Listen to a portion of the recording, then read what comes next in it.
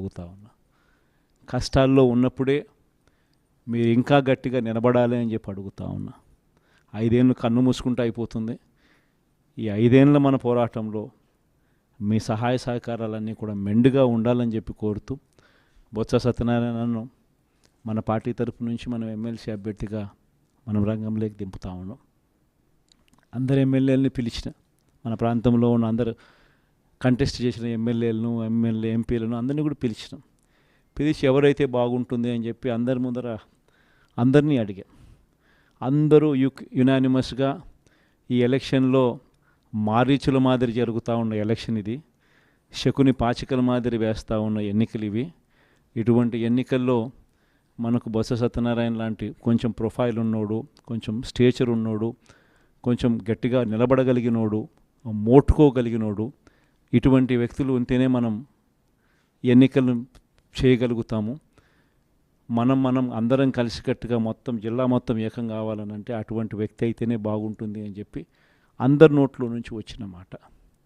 అందరి నోట్లో నుంచి వచ్చిన ఆ మాట ప్రకారము మనం కూడా నిజంగానే ఇటువంటి కష్టకాల పరిస్థితులు, ఎందుకనంటే కష్టం లేనప్పుడు అధికారంలో మనం ఉన్నప్పుడు ఎవరిని కావాలంటే వాళ్ళను పలానోడు ఎమ్మెల్సీ అంటే పలానా ఎమ్మెల్సీ అని సంతకం పెట్టేసి నేను ఇక్కడి నుంచి పంపించేసేస్తే ఆ ఎమ్మెల్సీ కింద వాళ్ళు ఎన్నికైపోయే పరిస్థితి.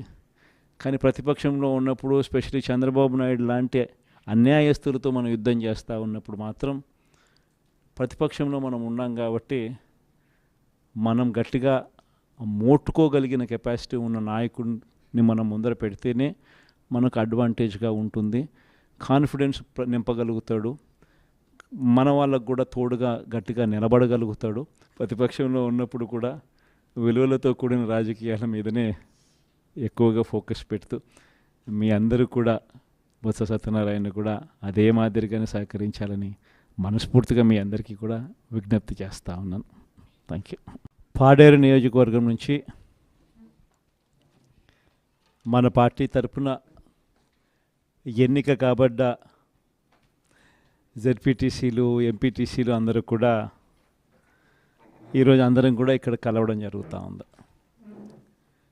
దాదాపుగా 85 చోట్ల పాడేరు నియోజకవర్గంలో ఎన్నిక జరిగితే మన పార్టీ తరపు నుంచి 57 స్థానాలు మనం గెలిచాం.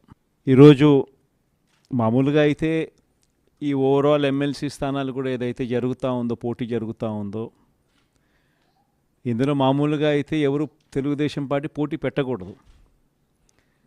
నైతిక విలువలు ఉన్న ఏ పార్టీ అయినా పోటీ పెట్టకూడదు. ఎందుకంటే 600 చిల్లర స్థానాలు మనం గెలిచినాం. వాళ్ళు గెలిచింది కేవలం 200 చిల్లర స్థానాలు వాళ్ళు గెలిచినారు. మనకు వాళ్ళకు మధ్య తేడా దాదాపుగా 387 స్థానాలు వాళ్ళకు మనకు తేడా ఉంది. గెలిచిన వాళ్ళంతా కూడా మన పార్టీ గుర్తు మీద, మన పార్టీ జెండా మీద గెలిచిన వాళ్ళు. వాళ్ళ సైడ్ అయినా అంతే, మన సైడ్ అయినా అంతే. మరి అటువంటప్పుడు మెజారిటీ లేనప్పుడు ఎవరైనా కూడా పోటీనే పెట్టకూడదు. మామూలుగా మీ జగనే ముఖ్యమంత్రి స్థానంలో ఉండి ఇటువంటి పరిస్థితి కనుక ఉంటే, వాళ్ళకే కనుక మెజారిటీ కనుక ఉంటే అసలు మనం పోటీ పెట్టుండే వాళ్ళమే కాదు. ఎందుకు పోటీ పెట్టాలి? ఎందుకు డబ్బులు ఇచ్చి కొనుగోలు చేయాలి? వేరే పార్టీ గుర్తు మీద గెలిచిన వాళ్ళను ప్రజలు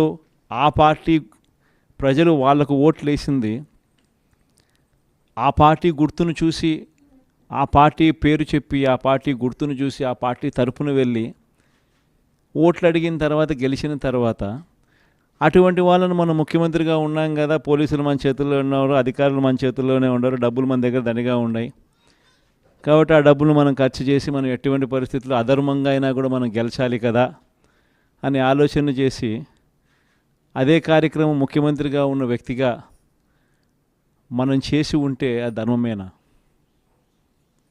ఇది ధర్మం కాదు. చంద్రబాబు నాయుడు నైజం మాత్రం చూపిస్తూనే ఉన్నాడు. ఈరోజుకి కూడా అధర్మంగా యుద్ధం చేసే కార్యక్రమం జరుగుతూనే ఉంది. అధర్మంగా యుద్ధం చేసే కార్యక్రమంలో భాగంగా మన పార్టీ తరపు నుంచి ఎవరైతే గెలిచినారో వాళ్ళందరికీ ఫోన్లు చేయడం, లేదా వాళ్ళ దగ్గరికి మనుషులను పంపించడం, నీకు 5 లక్షలు ఇస్తా, నీకు 10 లక్షలు ఇస్తా, వస్తావా అని పిలవడం, అడగడం ఎంత మటుకు అంటే రాజకీయాలలో విలువలు అనేటివి పూర్తిగా అట్టడుగు స్థానంలోకి తీసుకొని పోయే కార్యక్రమం జరుగుతూ ఉంది. ఏ రోజైనా కూడా ఒక రాజకీయ నాయకుడు ఎదగాలంటే మాత్రం విలువలు విశ్వసనీయతతో కూడిన రాజకీయాలు చేస్తేనే ఆ రాజకీయ నాయకుడు ఎదుగుతాడు.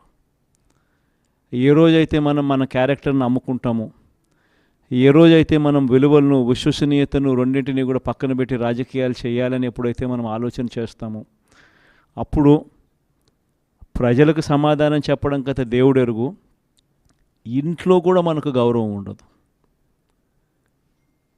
ఇంట్లో కూడా మనకు గౌరవము వాల్యూ ఉండదు అన్న సంగతి ప్రతి ఒక్కరూ కూడా గుర్తుపెట్టుకోమని కోరుతా ఉన్నా. నేనైతే నా జీవితంలో రాజకీయాలు నేను అట్టే చేశా. నేను కాంగ్రెస్ పార్టీ నుంచి బయటకు వచ్చినప్పుడు వెనక్కి తిరిగి చూస్తే నా వెనకాల ఎవరు లేరు. నేను మా అమ్మ ఇద్దరమే బయటకు వచ్చింది.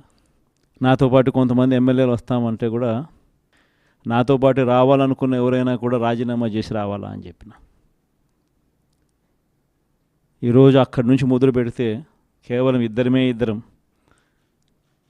పార్టీ నుంచి బయటకు వచ్చి మొదలు పెడితే ఈరోజు దేవుని దయతో ప్రతి అడుగులోనూ కూడా విలువలతో కూడిన రాజకీయాలే చేశాము, విశ్వసనీయతతో కూడిన రాజకీయాలే చేశామని గర్వంగా తలెత్తుకొని కూడా చెప్పగలుగుతాం. ఎందుకు మొన్న ఎలక్షన్లే 2014 ఎలక్షన్ మీ అందరికీ గుర్తుండే ఉంటుంది. మనం ఓడిపోయాం ఆ ఎలక్షన్. ఓడిపోయేటప్పుడు కూడా నా దగ్గరికి చాలామంది వచ్చినారు, మన వాళ్ళే నా దగ్గరికి కూడా వచ్చినారు. మన మంచి కోసమే చెప్పారు, నా మంచి కోసమే చెప్పారు.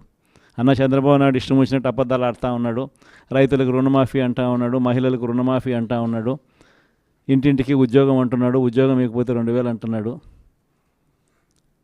ప్రతి ఒక్కరికి 3 సెంట్ల స్థలం అంటూ ఉన్నాడు. ఈయన చంద్రబాబు నాయుడు అంటూ ఉన్నాడన్నా, మనం కూడా అనకపోతే ఎట్టా, మనం కూడా రైతులకు రుణమాఫీ చేయకపోతే చేస్తామని చెప్పకపోతే ఎట్టా, ఫస్ట్ చెప్పేసేయండి నా, మళ్ళీ సంగతి మళ్ళీ చూస్తాము అని నాతో కూడా చెప్పినారు. కానీ చెయ్యలేనిది జరగనిది చెప్పడానికి మీ జగన్ ఇష్టపడాల, అబద్ధం చెప్పనందుకు ఆ ఎన్నికల్లో మనం ఓడిపోయినాం. ఆ ఎన్నికల్లో మనం ఓడిపోయి ప్రతిపక్షంలో కూర్చున్నాం.